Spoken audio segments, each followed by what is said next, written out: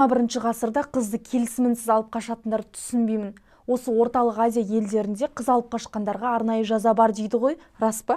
Я, бұл рас. Мысалы, Қырғызстанда үйлену үшін қызды еркінен тыс ұрлаған адам 7 жылдан 10 жылға дейін бас бостандығынан айырылады. Ал Өзбекстанда 3 жылға дейін түрмеге қамалады. Ал Түркменстанда 2 жылға дейін сотталады. Бұдан бөлек айыппұл, түзеу жұмысы сияқты басқа да жазалар қарастырылған. Ал бізде Қазақстанда қалай?